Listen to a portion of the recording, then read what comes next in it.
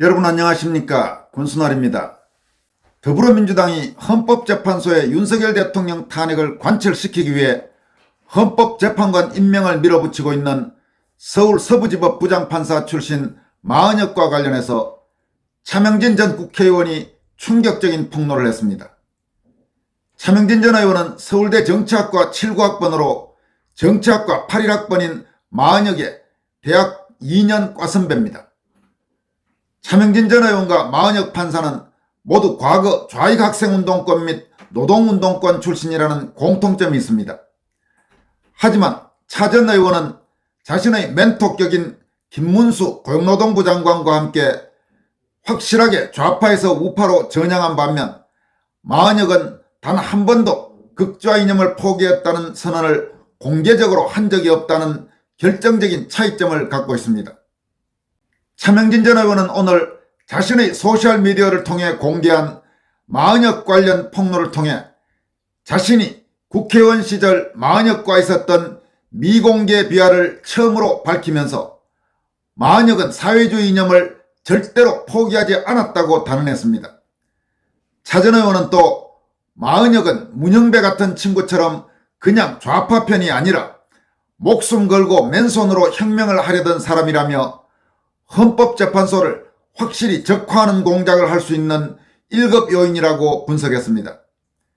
그러면서 마은혁이 헌법재판소로 들어가는 순간 탄핵 인용이 한 명 더 늘어나는 것이 아니라 분위기가 180도 바뀔 것이라며 민주당이 마은혁 임명을 위해 내란 수준의 작당을 하는 이유를 자신은 알 것 같다라고 밝혔습니다. 그럼 차명진 전 의원이 폭로한 내용 전문을 여러분들에게 소개해드리도록 하겠습니다. 마은혁은 나의 대학교 같은 과 2년 후배입니다. 개인 간의 일이어서 머뭇거렸으나 대한민국 명운이 달린 문제가 되어버려 공개합니다. 아까 말씀드린 대로 마은혁과 차명진과 마은혁은 서울대 정치학과 선후배 사이입니다. 2년 차입니다. 나는 학교 다닐 때 그 친구와 특별한 교분은 없었습니다. 다만 같은 운동권이었고 인간적으로 훈훈하고 설득력 있게 말을 잘하는 친구라는 인상이 있습니다. 사회에서 노동운동을 할 때 나는 서울 구로공단에서 김문수 씨가 우두머리인 선호련이라는 조직의 일원으로 일을 했고 그 친구는 인천에서 노회찬 씨가 우두머리인 인민노련이라는 조직에서 일을 했습니다. 당시 선호련이 선발주자였는데 뒤늦게 출범한 인민노련은 선호련을 뛰어넘는다는 의혹 때문이었는지 강릉에서 사회주의를 공공연한 목표로 내걸었습니다.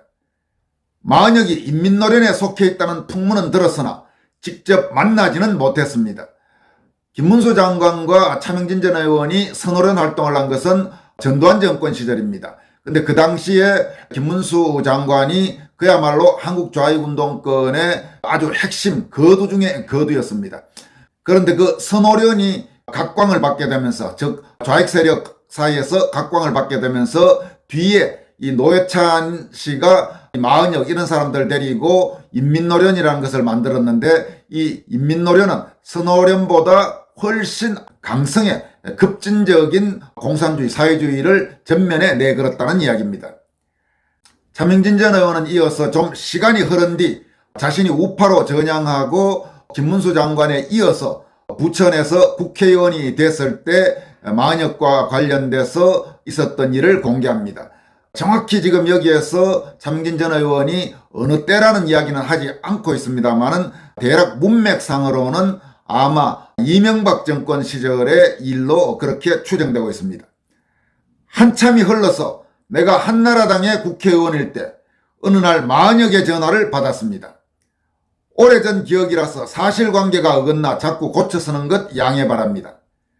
2년 편향적 판결로 무리를 빚고 있었던 마 판사가 그로 인해 자신의 재임용 문제가 불안하자 나에게 도움을 요청한 겁니다. 마은혁은 형이 정권 실세이니 힘 좀 써주세요라고 부탁했습니다. 지금 이 맥락은 이런 겁니다. 마은혁이 이렇게 좌익운동권을 하다가 뒤늦게 1990년대 후반 아마 김대중 정권 시절 초반부 정도가 아닌가 추정됩니다만은 그때 사법시험 공부를 해서 뒤늦게 사법시험에 합격해서 판사가 되었습니다. 그런데 81학번이 1990년대 후반에 사법시험이 합격했으니까 얼마나 늦게 됐겠습니까? 참고로 지난번에 한번 말씀드렸습니다만은 이 마은혁이 사시에 합격해서 이제 겨우 연수원 들어가고 이럴 때 당시 저 같은 경우 마은혁과 같은 서울대 81학번, 저는 외교학과고 마은혁은 정치학과라서 마은혁과 개인적인 친분은 없지만 아주 골수 좌익운동권이라는 건 옛날부터 알고 있었습니다. 이미 그 시절에 저 같은 경우 기자 생활을 10년 이상 하고 동경특파원을 가 있는 그 상태였는데 마은혁은 이제 사시에 합격해서 사회생활을 시작을 한 겁니다. 그리고 대략 한 10년 정도 지나서 이명박 정권 때로 추정됩니다만은 마은혁이 판사가 된 다음에도 아주 골 때리는 그런 노골적인 좌익 편향 판결을 하고 이러니까 판사들 같은 경우 소위 법관 재임용이라고 해서 약 10년에 한 번씩 재임용을 받는 게 있는데 과거에는 헌법에 들어있었습니다만은 뒤에 헌법에서는 빠지고 1980년대인가부터 아마 법원조직법으로 들어갔을 겁니다. 그래서 사실상 유명무실하게 되기는 했습니다만은 뭐 1년에 한두 명, 많아도 두세 명 이렇게 재임용 탈락을 하고 했는데 그때 마은혁이 워낙 자기가 판사로서 이상한 좌익 편향 판결을 많이 했으니까 아마 불안했던지 그 당시 집권여당의 국회의원이었던 차명진 전 의원, 개인적으로는 서울대 정치학과 2년 선배였던 차명진 전 의원에게 전화를 걸어서 형이 정권 실세라고 하니까 자기가 법관 재임용 탈락하지 않도록 좀 도와달라 이렇게 아마 전화를 했던 모양입니다. 차명진 전 의원은 이어서 그 당시 상황을 다음과 같이 소개하고 있습니다. 내가 두 가지 주문을 했습니다. 니네 조직, 즉 과거의 인민노련이겠죠. 니네 조직이 과거 경찰에 검거됐을 때 조직을 살리기 위해 전혀 관계가 없는 내 이름을 불어서 나에게 국가보안법 굴레를 씌운 걸 사과하라. 아마 이 전두환 정부 때로 추정됩니다만은 그 당시 마은혁이 있었던 노회찬과 함께 있었던 그 인민노련에서 경찰에 검거됐는데 경찰 조사받는 과정에서 차명진 전 의원은 자기들 조직과는 관계가 없는데 이름을 불었던 모양입니다. 그래서 차명진 전 의원이 국가보안법 위반 혐의가 적용됐던 걸로 지금 추정이 되고 있습니다. 또 네가 사회주의자가 아님을 공개적으로 천명하라. 그러면 내가 힘 좀 써보겠다. 마은혁의 전화는 그게 끝이었습니다. 나 역시 어떤 힘도 쓰지 않았습니다. 근데 그 친구는 재임용에 성공했습니다. 나보다 센 사람이 많았나 봅니다. 차 전 의원은 이처럼 과거 마은혁과 있었던 경험을 소개한 뒤 마은혁이 만약 헌법재판관이 되면 대한민국이 얼마나 위험한 상황으로 가는지를 다음과 같이 경고합니다. 나는 아직도 마은혁이 인격적으로는 훌륭한 사람이라고 생각합니다. 그러나 그는 사회주의 이념을 절대 포기하지 않았습니다.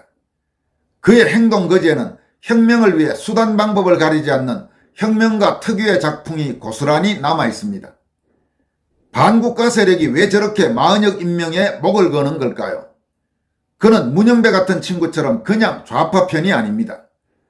보통 법관처럼 온실 속에서 세상을 재단하던 사람이 아닙니다.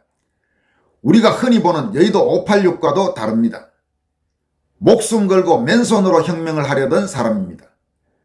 헌법재판소를 확실히 적화하는 공작을 할 수 있는 1급 요원입니다. 마은혁이 헌법재판소로 들어가는 순간 탄핵 인용이 한 명 더 늘어나는 것이 아니라 분위기가 180도 바뀔 겁니다.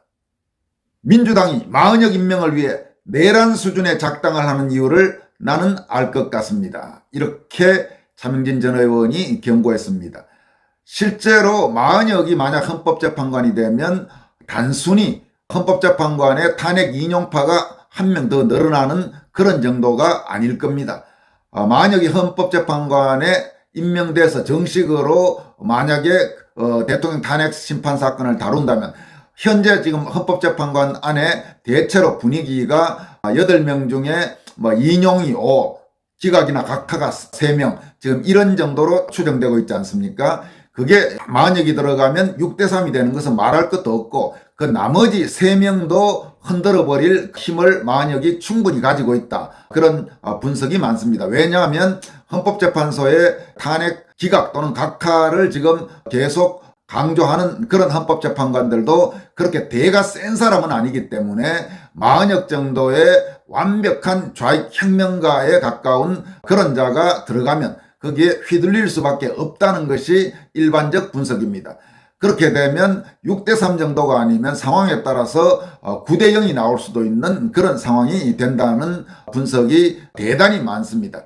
또 하나 우리가 반드시 기억해야 될 부분은 마흔역은 반드시 임명해야 되는 그런 사람도 아닙니다. 국회 추천목 3명, 헌법재판관 중에 지금까지 항상 관행으로 여당 1명, 야당 1명, 그리고 나머지 1명은 여야의 합의에 따라 헌법재판관이 임명되는데 이번 3명의 경우 정계선은 더불어민주당목, 조한창은 국민의힘목, 그리고 나머지 1명은 민주당과 국민의힘이 합의를 해야 되는데 국민의힘은 마흔역에 대해서 한 번도 합의해 준 적이 없습니다. 그런데 지금 더불어민주당이 수를 믿고 저렇게 밀어붙이고 있는 겁니다.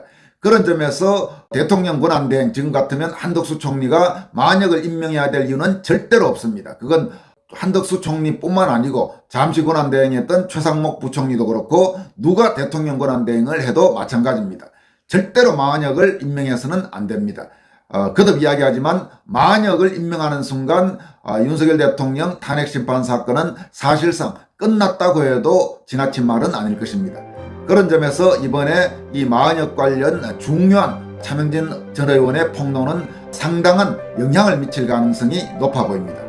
지금까지 권순할TV였습니다. 고맙습니다.